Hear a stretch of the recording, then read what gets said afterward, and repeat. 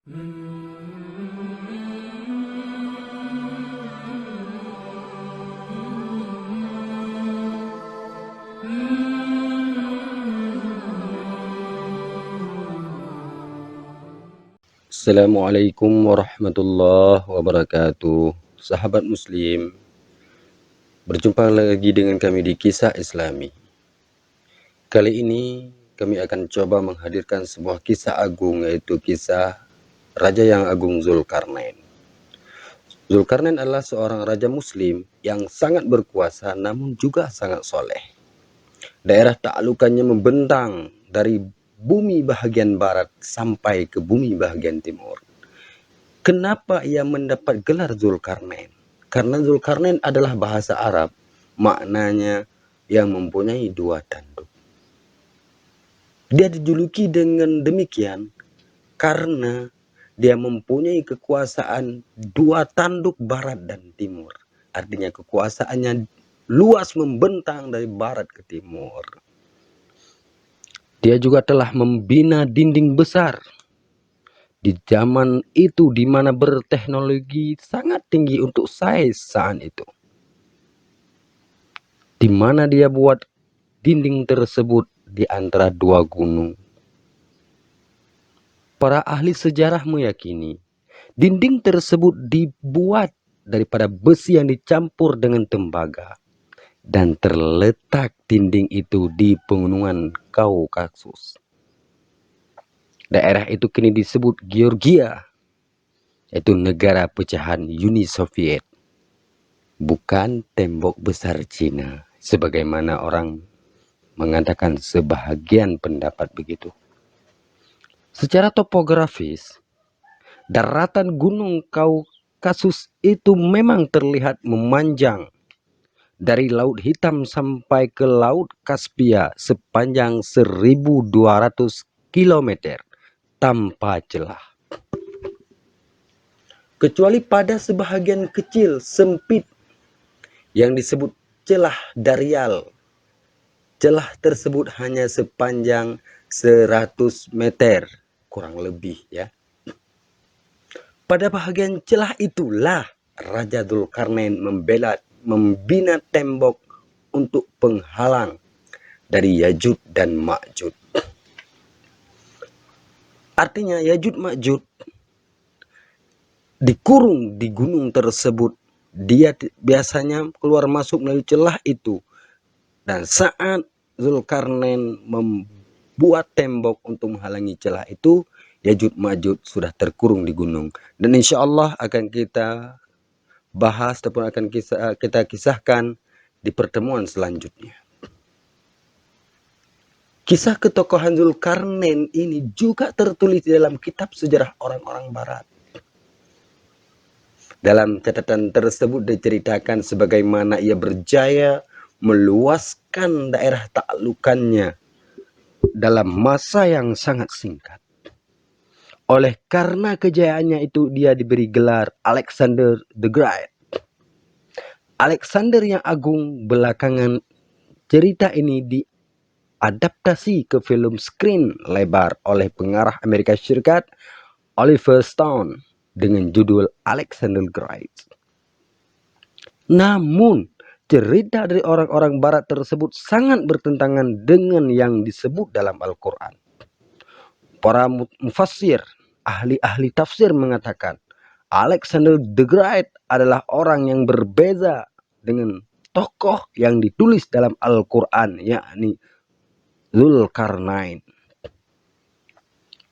Di mana perbedaannya? Alexander the Great itu dalam sejarahnya tidak diberitakan pernah membina sebuah dinding besar yang berteknologi tinggi untuk sains saat itu, yang dibuat dari besi bercampur tembaga. Bahkan Alexander the Great adalah seorang musyrik. Sejarah tidak mencatatnya sebagai seorang raja muslim yang taat kepada Allah. Sejarawan muslim yang juga ahli tafsir, yaitu Ibnu Katsir, dalam kitabnya Al-Bidayah wan Nihayah menjelaskan, meski punya nama yang sama dan plot cerita yang sama, yaitu kekuasaannya yang membentang dari barat sampai ke timur. Tapi kedua-duanya adalah sosok yang berbeda. Antara mereka terbentang jarak waktu yang sampai dengan 2000 tahun. Hanya mereka yang tidak memahami sejarah yang boleh diperbodohkan oleh identiti kedua orang tersebut. Ibnu Katsir lebih jauh menjelaskan, Zulkarnain adalah nama gelar atau nama samaran seorang panglima penakluk sekaligus raja yang soleh. Karena kesolehannya, ia selalu mengajak manusia untuk menyembah Allah, namun mereka ingkar. Malah memukul tanduknya Karnun, yaitu rambut kepala yang diikat sebelah kanan hingga ia mati. Lalu Allah menghidupkannya kembali dan ia pun kembali berdakwah. Tetapi sekali lagi tanduknya yang kiri dipukul hingga matilah ia. Allah Subhanahu wa taala menghidupkan kembali dan menggelarnya Zulkarnain, pemilik dua tanduk, serta memberinya kekuasaan.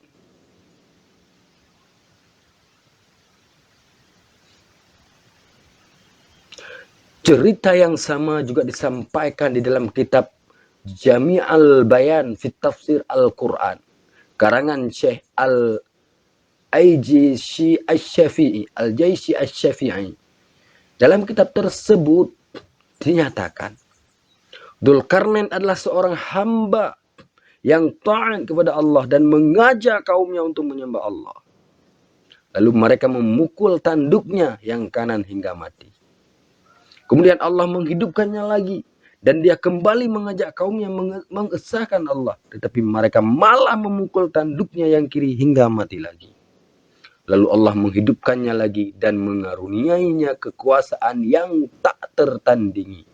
Oleh karena itu dia digelar dengan Dzulkarnain. Jadi tentang sebab musabab gelarnya Dzulkarnain itu masih berbeda pendapat di antara para sejarawan, di antara para ahli tafsir.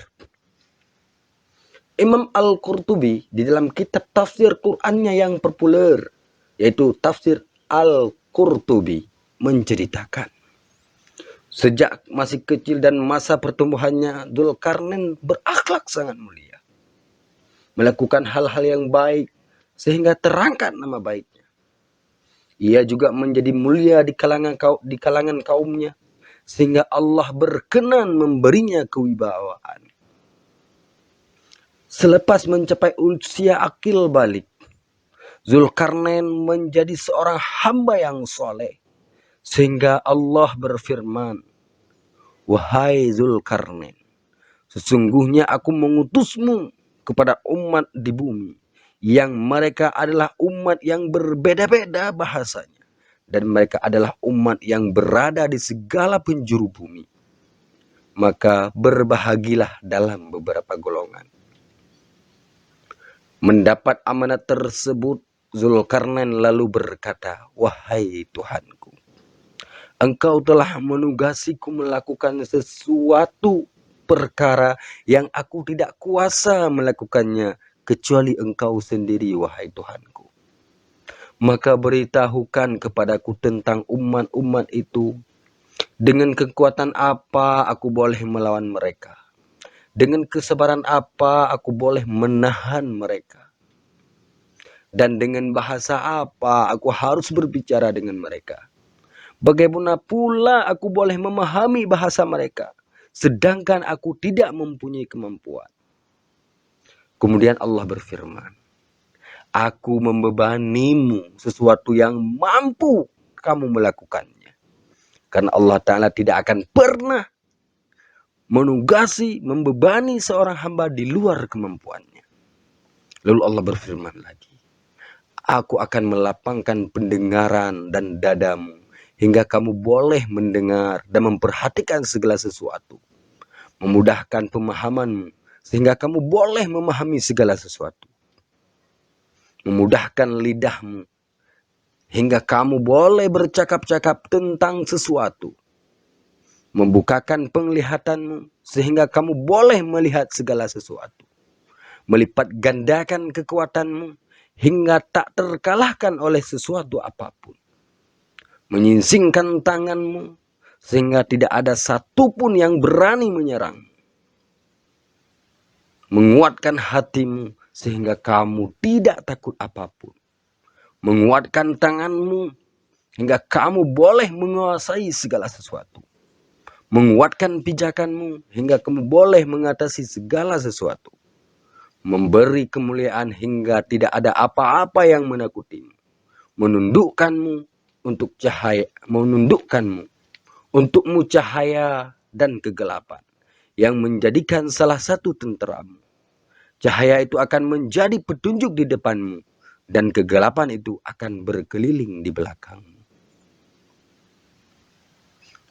Sejak kecil, Zulkarnain sudah tidak senang melihat peperangan antara timur, yaitu kerajaan Persia, dan barat, yakni kerajaan Romawi. Perang itu tidak ada hentinya dari tahun ke tahun, malah dari abad ke abad. Ribuan manusia tewas, kerugian harta benda tak terhitung lagi jumlahnya. Apalagi kerusakan lingkungan hidup merugikan manusia itu sendiri. Untuk menghentikan permusuhan itu, permusuhan di antara Persia dan Romawi, Zulkarnain bercita-cita mendirikan sebuah kerajaan yang dapat menyatukan wilayah timur dan barat. Zulkarnain pun tumbuh menjadi manusia dewasa yang soleh, berakhlak dan berbudi pekerti yang tinggi. Atas segala kesolehannya itu, Allah mengurniakan kepadanya segala kelebihan yang dimiliki oleh seorang pemimpin. Lalu Allah memerintahkan untuk menyuruh manusia kepada agama tauhid. Zulkarnain mula-mula dengan tenteranya yang lengkap dan kuat, dia menuju ke barat, yaitu wilayah Maghribi, tempat terbenamnya matahari. Dilihatnya matahari itu terbenam di mata air yang berlumpur, yaitu lautan Atlantik yang sekarang ini. Di situ ia bertemu dengan bangsa yang senantiasa berbuat kerusakan dan kejahatan. Bukan saja merusakkan permukaan bumi dan mengacaukannya, tetapi juga sudah menjadi tabiat mereka untuk suka membunuh orang-orang yang tidak bersalah sekalipun. Bahkan mereka tidak beragama. Sebelum melakukan tindakan, terlebih dahulu Zulkarnain menadah tangannya ke langit, memohon, berdoa kepada Allah untuk meminta petunjuk kepada Allah. Tindakan apa yang sebaiknya harus dilakukan terhadap bangsa yang begitu kejam? Apakah bangsa itu akan digempur habis-habisan atau bahkan dibiarkan begitu saja? Lalu Allah mengirimkan jawaban untuknya. Allah memberinya dua pilihan. Digempur habis-habisan sebagai balasan kekejaman mereka, atau diajar dan dididik agar mereka kembali kepada kebenaran dan menyembah Allah serta meninggalkan segala kejahatan.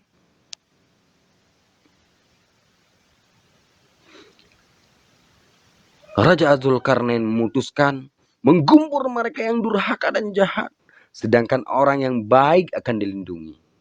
Sebelumnya ia berkata kepada bangsa tersebut, siapa yang aniaya akan kami siksa dan kami kembalikan kepada Tuhan kami, yaitu Allah, agar Allah memberikan siksa yang lebih pedih lagi.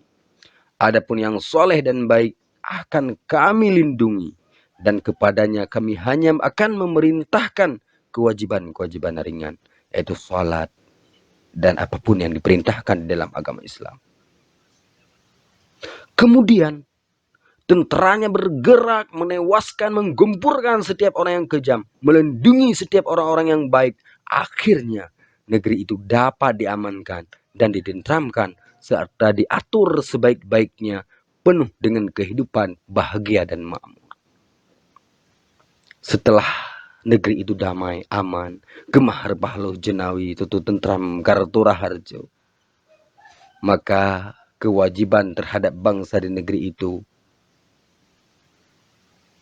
hanya segala sesuatu yang diperintahkan oleh Allah.